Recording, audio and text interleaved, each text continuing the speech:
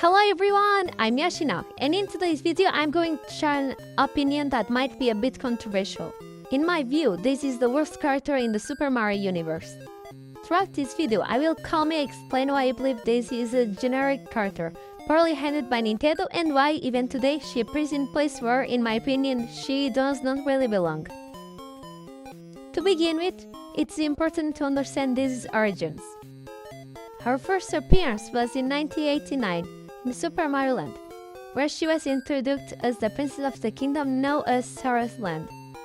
Like Peach, Daisy initially existed only as a character who needed to be rescued by Mario. The difference is that, while Peach continued to appear in mainline games and slowly developed a clear identity, Daisy simply stayed the same. After Super Mario Land, she almost completely vanished from the main narrative of the franchise and became a mostly credited exclusive to spin-offs. And this is where Daisy's biggest problem begins. For many years, Nintendo never really knew what to do with her. The solution they chose was simple, but also lazy, turning her into an alternative Peach. However, instead of being elegant and calm, Daisy was written as more energetic, louder, and more exaggerated. The problem is that it's not a complete personality, it's just a single trait. Being more energetic is not enough to define a character. This lack of identity is also visible in Daisy's design. She looks like a character that never fully found a clear visual direction. She wears a princess dress but also dirty plumber-style gloves, as if she's stuck between two different concepts. She doesn't feel like a princess from a distant kingdom with her own culture. Nor she does feel like a true adventure. She feels like an unfinished idea. Another point that many people ignore, but that is what matters the most to me, is how Daisy is written in terms of attitude and voice. I fully respect the work of her voice actresses. This is not a personal criticism. The issue is that Daisy is often more portrayed as a character who mainly communicates by shouting, exaggerated lines, and constant high energy, as if Nintendo believes that being loud equals charisma. For many players, this makes her more annoying than charming. Not to be fair, Daisy works reasonably well in spin-off games, in Mario Kart, Mario Party, and Mario Sport games. Characters do need much depth.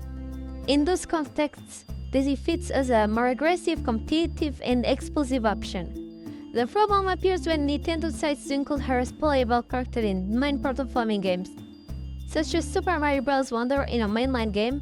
Characters are expected to have symbolic weight and narrative relevance. Daisy simply does not have that presence. I still remember that back in the day you could John LP Mario with two players, Mario and Luigi, and not even at the same time. Then the new Super Mario Bros. Wii came along, and added Yellow Toad and Blue Toad! Anyone who follows the channel knows that Blue Toad is actually a pretty charismatic character for being an idiot, but in a good way. I actually liked the implementation of the Toads, since the goal was to save the princess of the Mushroom Kingdom. And it makes total sense for the Toads to go help Mario and Luigi to try to rescue her. When we compare Daisy to other female characters in the Super Mario franchise, this issue becomes even more obvious. Peach, for many years, was seen as generic and passive princess. However, over time, especially with the movie, she gained a new dimension. In the film, Peach is brave, intelligent, strategic, and clearly shown as capable ruler of the Mushroom Kingdom. This changed my opinion about her completely. Then we have Rosalina, who is, without a doubt, the best female character in the Super Mario universe, at least in my opinion. Rosalina has something Daisy never had, an emotional story. She has this crazy past, a melancholic tone, a maternal role toward the Lumas, and a presence that feels mysterious and mature. She doesn't need to shout to stand out. Her music, her environment, and the way she speaks already leave a strong impression. Rosalina feels like a character that belongs to a much larger, almost cosmic universe, while Daisy feels trapped in a very limited role. Even Bird, though, a character who I personally would not like very much, managed to be more interesting than Daisy. Bird is weird, confusing, and unconventional, but she's unique and has an amazing boyfriend that is the best Super Mario character, excluding Mario, which means Yoshi. She has a distinctive design and identity that whether people like it or not, stands out. Daisy, on the other hand, is still stuck in the middle, never fully knowing what she wants to be. That said, I do believe Daisy can still be redeemed. Super Mario Bros. The movie proved that Nintendo is capable of reinventing characters when they want to. Peach is the best example of that. If, in a future project, Nintendo decides to give Daisy a clearly defined role, a consistent personality, and proper movie missions, without reducing her to a louder Peach, I will be the first to admit that in my opinion could change. I don't want Daisy to be a copy of anyone. I want her to be Daisy, but in a well-thought-out way. For now on, that didn't happen.